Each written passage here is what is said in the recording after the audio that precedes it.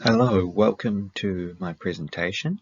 We'll be looking at two different teaching strategies today for Assessment 1 Part A.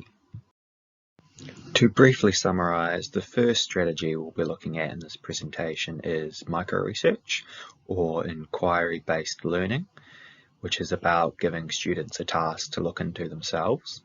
The second strategy we'll be looking at is reflection-based learning, which is getting your students to reflect on various events that have occurred and then implement changes for the future. Micro-research is a classic example of student-centered learning.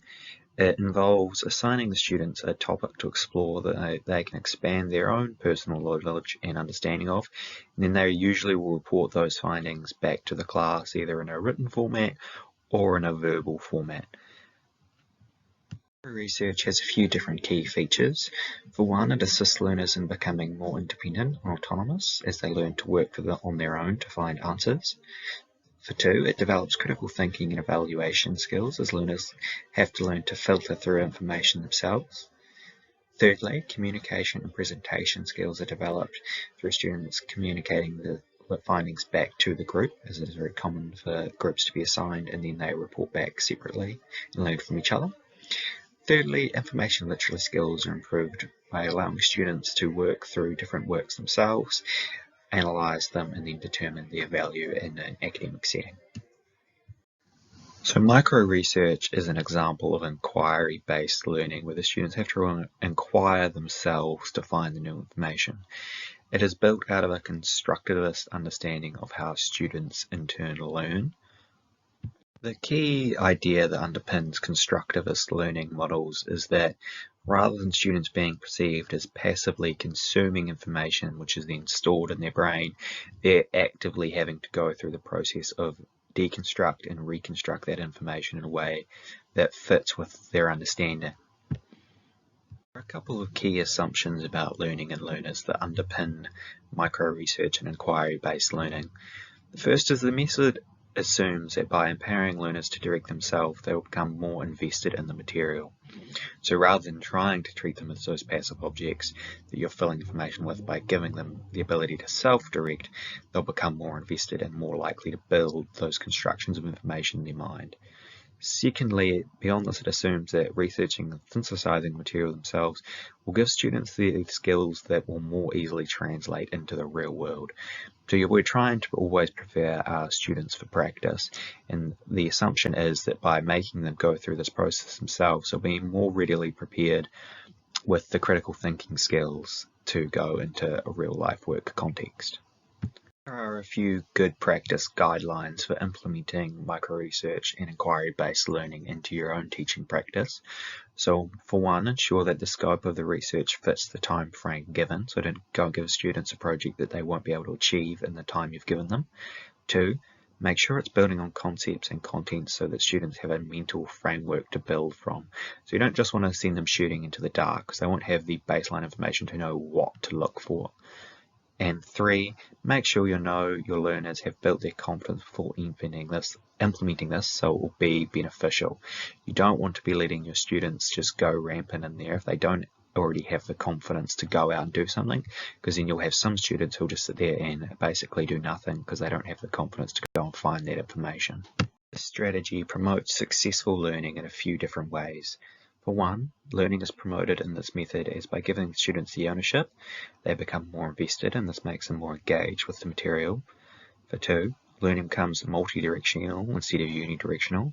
So instead of just getting the teacher's perspective, they can gain multiple perspectives, giving them a wider understanding of the topic. And for three, by allowing students autonomy, then they can explore information at their own pace and in their own way, which personalizes the experience. However, this method is not without limitations. For example, a certain level of autonomy is required by the learners for this method to be effective. Otherwise, they won't have the baseline levels to go and explore the material themselves. And for two, students with poor communication and literacy skills can become embarrassed during this process as they're unable to find the information, which can in turn damage their independence, which is the opposite of what we're trying to instill with them in this method. An example of this method being implemented was in Otago in 2010.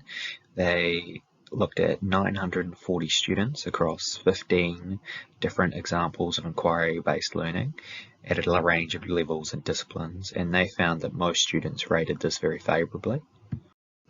A second example is the OECD, who in 2006 looked at students across Australia, New Zealand and Canada, specifically 15-year-old science students, and there were 1,422 of them. The strategy we're going to look at is reflective-based practice. So this mainly focuses on getting students to look back at their performance in a given situation or the performance of others in a given situation around them, and then from this they need to try and develop new strategies to move forward and be more effective in future similar situations. Broadly speaking, reflection lays the foundation for higher level learning and study. It is often considered as a way to combine the learning experience and the actual context of the situation together. It may also help to develop deep learning and critical thinking skills, mainly through self-evaluation, and it can also include a range of activities such as self-review, but also peer review. Reflection is underpinned by the cognitism learning theory, as it focuses on putting a series of events into your mind's eye and then analysing those elements. So by processing them, you can learn from them. Theory relies very heavily on two main assumptions. Firstly, that the reflector will be able to look back on the situation and pull out the key information effectively. So they're looking through it through the right lens to actually see what was going wrong and what was going well. Secondly, it assumes that a mental understanding of the situation, if gained, will actually lead to a change in behaviour. This guidelines for reflection include a few things. Firstly, try and get them to integrate it frequently over a series of events, therefore students can notice patterns in behaviour and change over time. Secondly, have students expand their field of view to include other people's actions and situations, not just their own, to gain new perspective. Thirdly, give your students feedback, as having an external person come in can highlight different elements of the situation to be considered. The method can promote student learning in a few different ways. Firstly, it promotes them to take charge of their own learning. Secondly, it allows them to retroactively connect past situations together to promote a greater understanding. And thirdly, over time, this promotes students to look at situations more critically in the present, allowing them to be more proactive. However, as with micro-research, there are still limitations with this method. For example, there needs to be relevant situations for the students to actually reflect on. If you're teaching a course without a significant practical component, this can be hard to achieve. Secondly, students early in their journey may not have the prerequisite knowledge to differentiate between good and bad practice to begin with, so they may struggle to get any traction in this reflection process. A couple of examples of when reflective practice has been integrated into a study program. For example, in the University of Grays, they implemented in their Master's Program for Business Education and Development from October 2011 to June 2014. Also at the Edith Cowan University in 2018, they implemented with 144 fourth-year Bachelor of Education students, both of whom seem to find this a favourable method. Now to summarise, let's compare these two different strategies of learning. If you look in the micro-research column, you can see it's usually best used for intermediate and advanced learners. This is the same for reflective practice, as both require some degree of prerequisite knowledge. Micro-research is well suited to theory. However, reflection is the opposite, much more suited to practicals.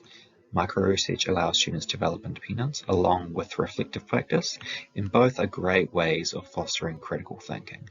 So as one is great for practical elements and one is well suited for theory, they work very well hand in hand for teaching the same material but in different manners.